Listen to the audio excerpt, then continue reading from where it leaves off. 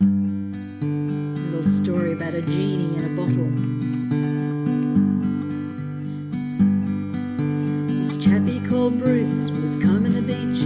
He spied this mute bottle within easy reach. He shook it and blew it to shake off the sand, then brushed it and rolled it around in his hand. He pulled at the cork, and to his great surprise, in a puff of pink smoke did a figure arise. 'Twas a genie who roared, "You disturb my rest. You can have just one wish if you pass this one test."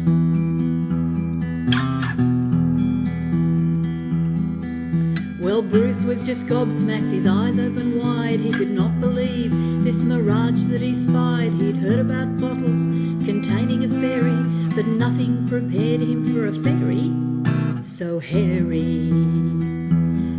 For this creature for certain was no ugly brute. What was rather shocking, he was so hirsute, covered in fuzz from his head to his boots, and his breath through his nose did emit a slight toot. Rather cute. The poor chap was speechless, his brain it just froze. Quite a rare thing for Bruce, as he was prone to prose. Finally he stuttered these words from his lips: "My goodness, a fairy! How'd you do, your wizardship?" "A fairy be buggered, you ignorant oaf! You blockhead, you dimwit, you heterotroph! You howling great numpty, you bampot, you weenie! For God's sake, look closer! I'm a bleeding genie."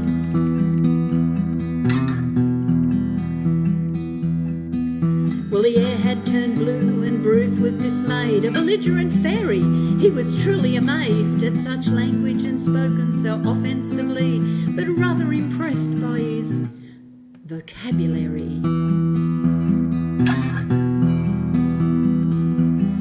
"Well, I do beg your pardon, my fine hairy friend. Apologies, I do not mean to offend.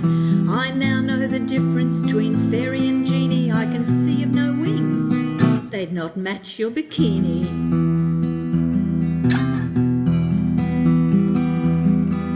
"Bikini, bikini, you splattering shite! Did you nay be angling for a scabby fight? Enough of this ridiculous doolally, and nowt but a dafty haverin' wally."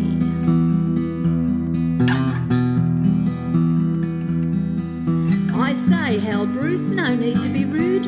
You're making a scene, perhaps you're unglued. But you know more leprechaun, genie or fairy. You're starting to sound like my good wife Mary. And I wish she was here now to witness this fuss. She'll never believe that a genie could cuss.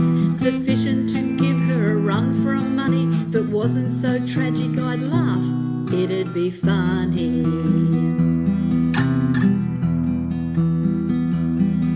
So nibble his fingers, that genie did click, and in a puff of pink smoke, that wish did the trick. For there did appear Bruce's beloved Mary. "Oh, look, Bruce," she said, "you've conjured a fairy." With a great roar of outrage and a blast of blue flame, the genie departed, and they heard him proclaim: "You gobshite, you wombat, you witless baboons, 1,000-year pox on your heads, you loons."